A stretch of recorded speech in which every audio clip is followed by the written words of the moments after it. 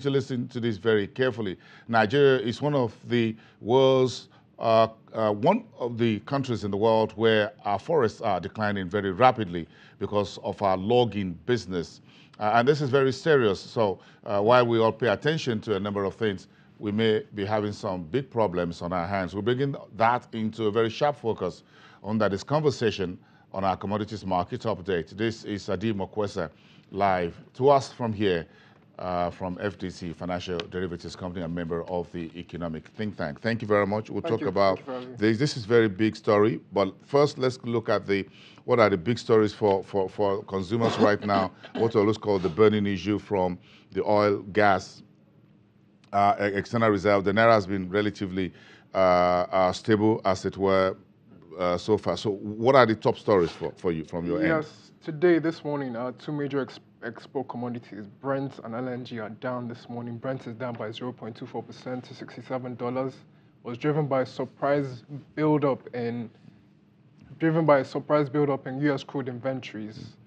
But the positive news there is that disruptions in Venezuela's oil exports provided support. So that has still kept oil prices above $67 per barrel. On the other hand, LNG prices are down a bit this morning by 0.99%, and year-to-date down by almost 16%.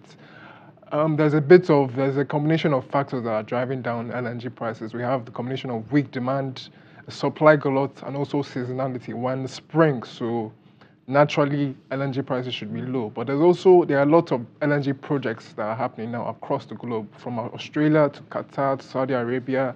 A lot of LNG projects coming on stream, even in Africa, yeah, Mozambique, Cameroon, Chad. So many countries are utilizing LNG production, Nigeria included. So the market is becoming saturated. So that is what is pushing down prices right now. Yeah.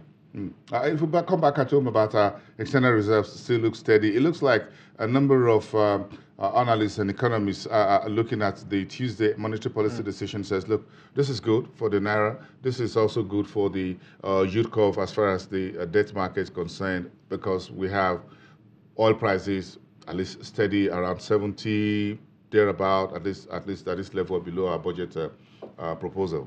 Yes, indeed. And external reserves as well. Yes, indeed. Reserves 44. The reserves, according to the official reports, 44.04 billion. But at the press briefing, the central bank governor said the reserves are now at $44.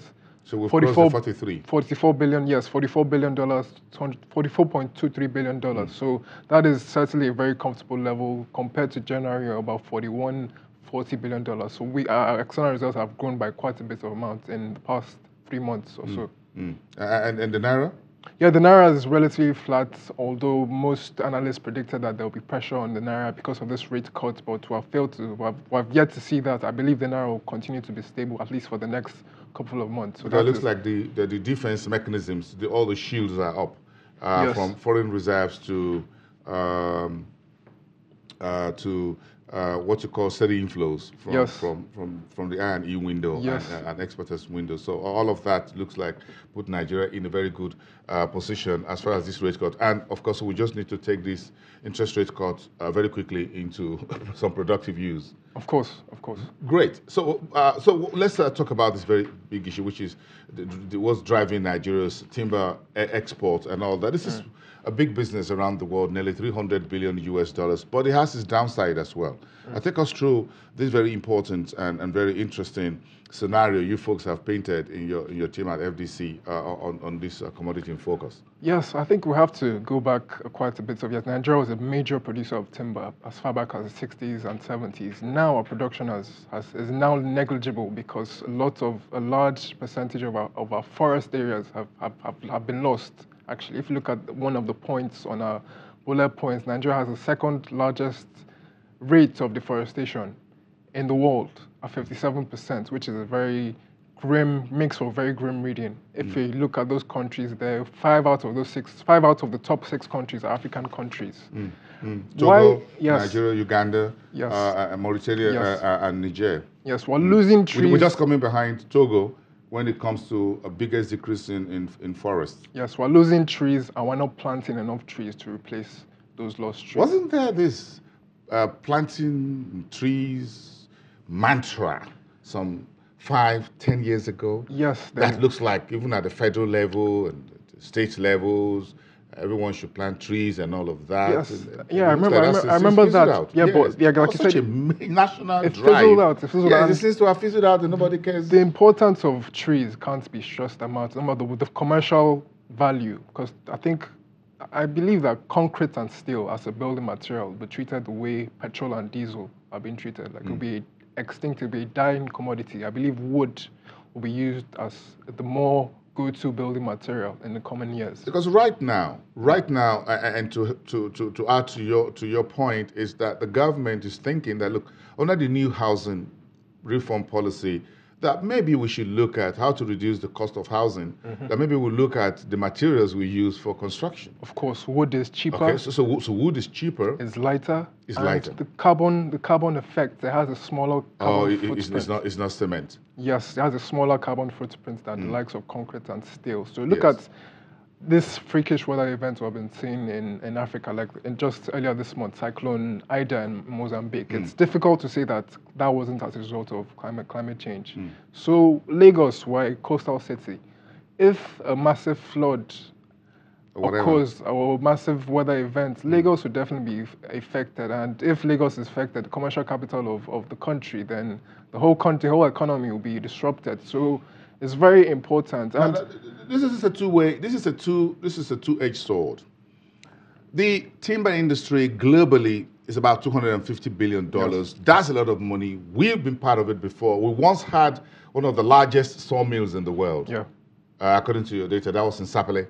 Yes, indeed. Yes, so that is now extinct. No. The Sapele plywood factory has since gone. Yes, but I think one of the drawbacks of timber production is because it takes a very long time, 30 years before you plant your trees and forest now starts to form. But almost half of a lifetime. Yes, but the way I see it is that it can be a legacy investment in the form that you can plant trees and let's say you can leave the forest for your children, because the value of timber would only increase in value as we go on. Because all the timbers that we harvested in the 50s, 60s, and 70s were planted much earlier. Exactly. And yes, before independence. And yeah, if you plant trees, like I said, wood is now becoming a major commodity. Even floors, you started to use wooden floors rather than ceramic or marble tile. So in the future, the value of timber would only continue increasing. So if you plant timber, even the land you plant your timber on, the value would also increase. So if you decide to plant trees today, in 30 years' time, your investment... So as we're talking about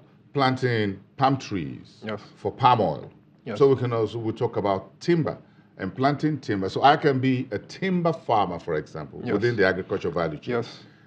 Yes, right. Of course. And one other important point, there's no inheritance tax on forests. On forests. So if you have a good forest, a hectare, 100 hectares, you can leave that investment for your children, and you can wheel it. Just like farm, you can insure it. Yes, just like farmland. Yes, if you plant a forest, you can also leave that for your children, your next generation. Also, that's the business side of it. Yes, and also there's also another point. We're talking about expanding tourism, making tourism a viable source of foreign exchange because of our lost forest, the wildlife that was also in that forest are also lost too. Look at Congo Basin. The Congo Basin is the largest forest area in Africa. It's a very prominent tourist destination because of its wildlife. So we have to think about those kind of things if we're serious about diversifying our economy. Yeah, we need to diversify the economy, and then we're saving our own lives as well. Of course. Because that's the other side of it. One is a business, but the other side is that it helps the climate change narrative, it helps the environment, prevent erosion, a lot of other things, good things that we can get, and wildlife as well. Will come back. But this is a very good story. I think the authorities and everyone should pay attention to, in particular, the Ministry of Agriculture, at the federal, at states, and even at business level. Yes. Thank you, Adim. It's good to have you here. Thank you very much. For bringing all the part of that for our notice into our commodities for today.